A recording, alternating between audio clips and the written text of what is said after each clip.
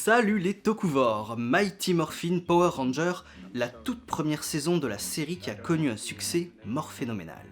Diffusée pour la première fois à la télévision américaine le 28 août 1993, la franchise a quand même connu pas mal de déboires avant de devenir ce qu'on connaît. Je vais donc faire le point sur cette première saison en commençant par sa genèse. It's Morphin Time! Oui, je sais, c'est le japonais, sois pas raciste.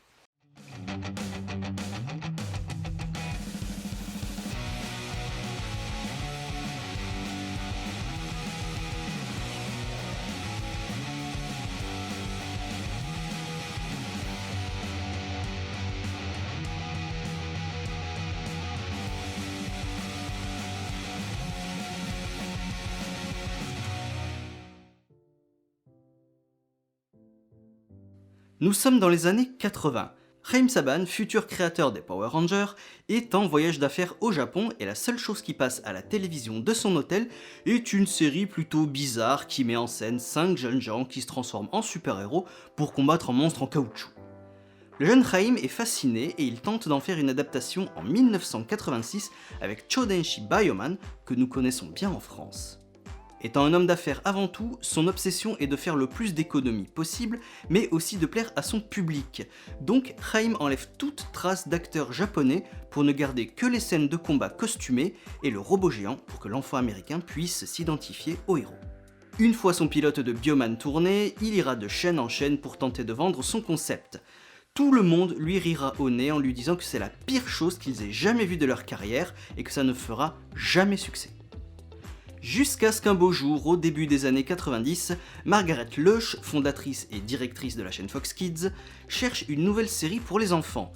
Et quel heureux hasard que Madame Loesch connaisse le Super Sentai. Car en effet, Margaret Loesch avait déjà essayé d'adapter un Sentai en Amérique avec nul autre que Stan Lee himself. Tout comme son collègue, Madame Loesch a essuyé plusieurs refus humiliants. Le directeur de la Fox, Jamie Kellner, n'est pas non plus convaincu. Cependant, il autorise quand même Madame Loesch à tourner un épisode pilote avec un Sentai plus récent que Bioman, et s'il est concluant, il donnera son feu vert pour une saison entière appelée Power Rangers. Ce n'est qu'en 1999 que l'on apprend l'existence de cet épisode pilote tourné en 1992. Le Sentai choisi pour cette adaptation est on ne peut plus récent puisque c'est le Sentai de cette année, Kyoryu Sentai Zyuranger. Le synopsis est identique au futur épisode 1 de la série. Rita est libérée, elle attaque la Terre et Zoltar, recrute 5 jeunes gens with attitude pour la protéger. Les principales différences de cet épisode sont justement que Zordon s'appelle Zoltar, que Trini est jouée par Audrey Dubois au lieu de Thuy Trang, et que certains lieux de tournage ne sont pas les mêmes. Le test a été concluant, tous les enfants, garçons et filles, ont adoré. Jamie Kellner a donc autorisé la production de la série. Après 10 000 ans de captivité, elle est enfin libre. 2 astronautes libèrent en effet par inadvertance la sorcière Rita Repulsa et son gang d'aliens maléfiques de leur prison. Et il est maintenant temps de conquérir la Terre! Sentant que sa rivale de toujours a été libérée, Zordon, un sorcier galactique emprisonné dans une distorsion temporelle, doit agir vite. Il demande à son assistant Alpha 5 de téléporter devant lui 5 jeunes gens courageux et forts pour leur donner le pouvoir de se transformer en une équipe de super-héros connue sous le nom de Power Rangers. Grâce à leurs armes et à leurs machines de combat géantes, Jason, Zack, Billy, Trini et Kimberly arrivent à repousser la menace. Acceptant de rester les Power Rangers jusqu'à ce que le mal soit éliminé, ils vont désormais devoir jongler entre leur mission et leur vie de lycéens à Angel Grove.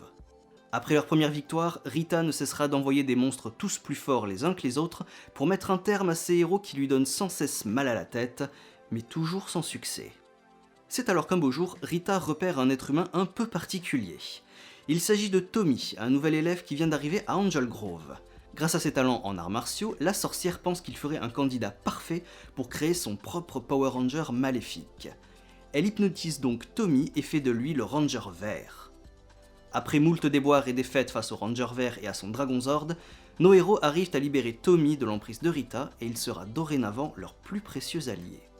Mais la sorcière ne compte pas en rester là. En guise de revanche, elle draine peu à peu les pouvoirs de Tommy grâce à la chandelle verte.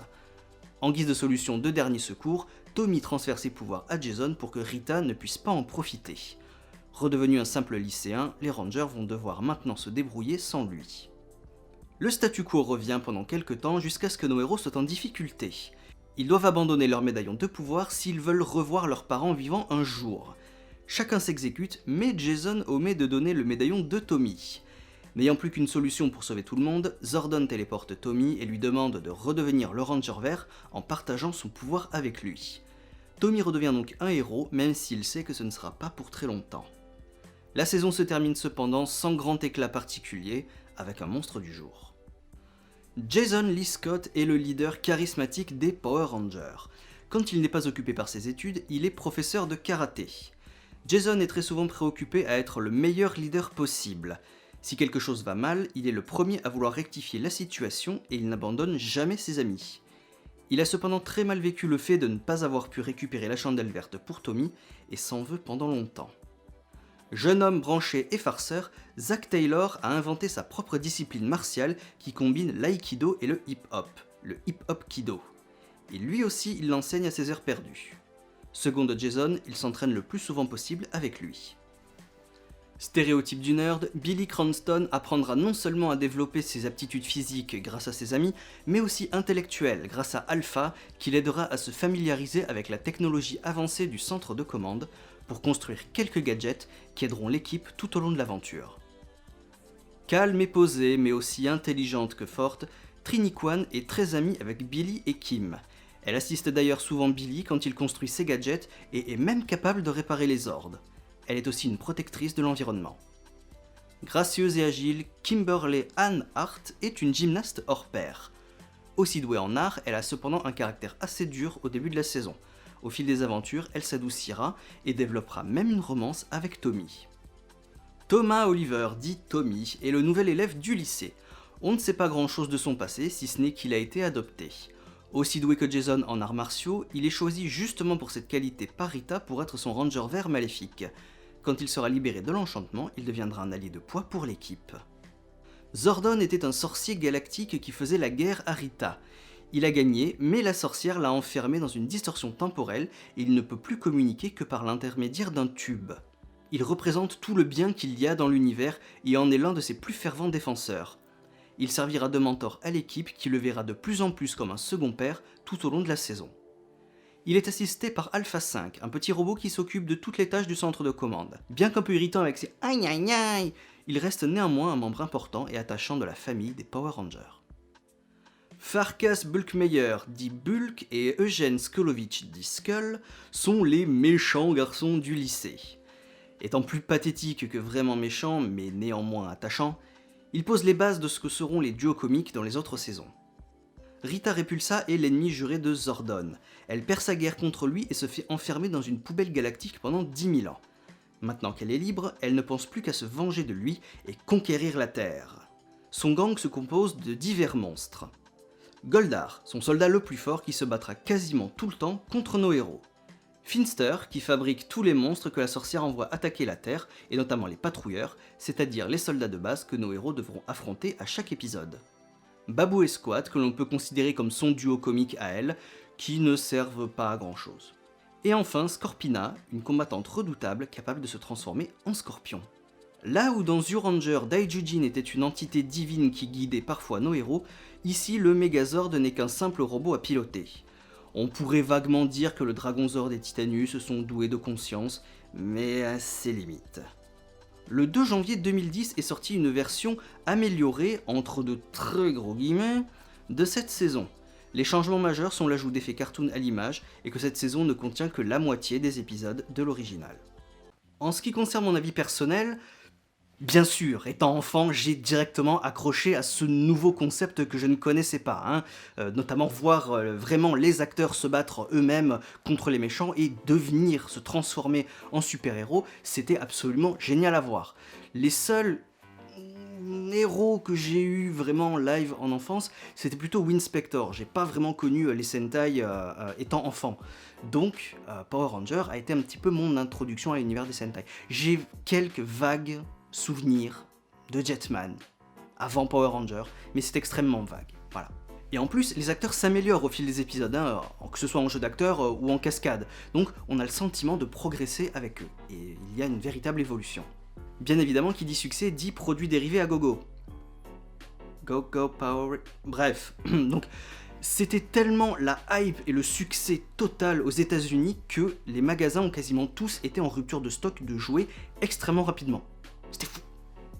Bon, ceci étant dit, mon avis a un peu changé avec les années. J'ai plus 8 ans, donc forcément, cette saison-là me fait un petit peu rire maintenant. Mais bon, c'est normal, hein, en mûrissant, forcément, on voit les séries pour enfants un petit peu leur côté bébête, hein, surtout le jeu d'acteur qui était franchement au ras des pâquerettes. Mais bon, voilà, c'est normal, c'est la première saison, on testait des trucs. Cette nostalgie-là ne fonctionne pas vraiment avec moi, et pourtant vous savez que la nostalgie ça marche hein, avec moi, mais voilà, je sais pas, je suis un petit peu plus détaché en ce qui concerne Power Rangers, voilà. Peut-être que c'est mon côté qui préfère le Japon qui prend le dessus, mais voilà, je ne déteste pas, encore une fois, mais j'ai pas ce côté nostalgique, donc je m'y attache moins. Et malheureusement, il y a aussi autre chose qui me fait un petit peu rebuter cette saison-là, enfin ces saisons-là, hein, puisque vous le savez très bien, de toute façon, Mighty Morphin a 3 saisons. Bah, c'est un petit peu tout ce qu'on apprend au fil des années sur les conditions de tournage, donc notamment les acteurs qui sont payés absolument une misère, mais aussi la mauvaise ambiance qu'il y a eu par rapport à certains acteurs. Je pense notamment à Jason David Frank qui faisait des sales blagues à David Yost parce qu'il était gay. Donc forcément, quand on commence à ternir une image, ça le fait pas trop. Enfin bref, revenons à nos dinos. Donc la série nous dépeint une jeunesse un peu idéalisée, j'ai l'impression. Hein. Les adolescents qu'on suit n'ont pas l'air d'avoir des problèmes d'adolescents.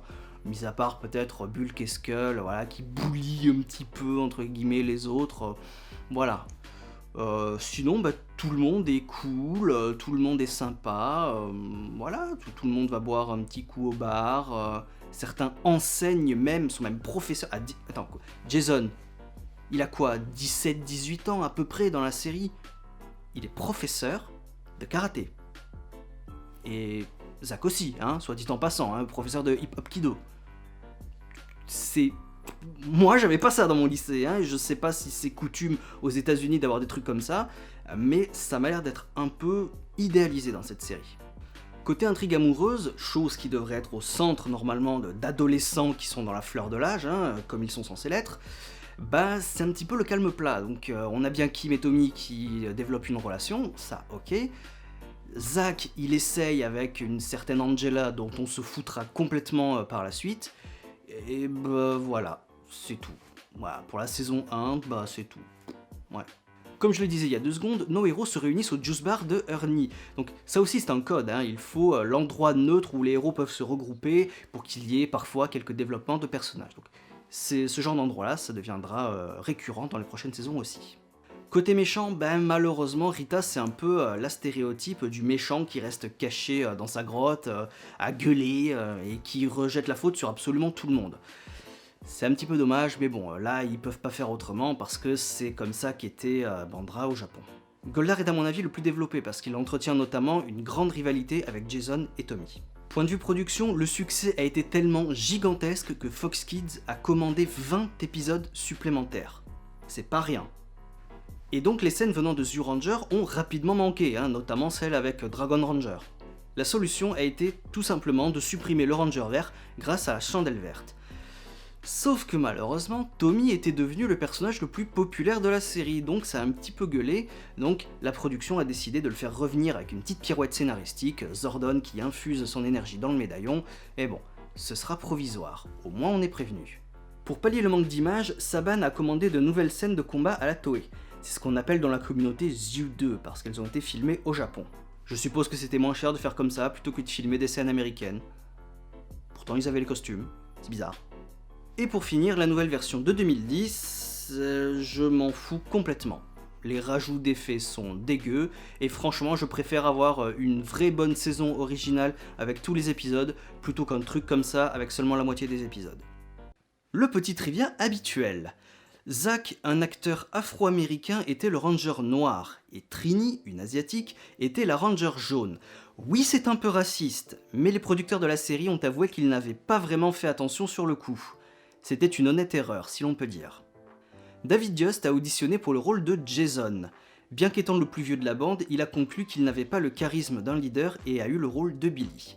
Pareillement, Jason Narvy a auditionné pour le rôle de Billy avant d'obtenir le rôle de Skull.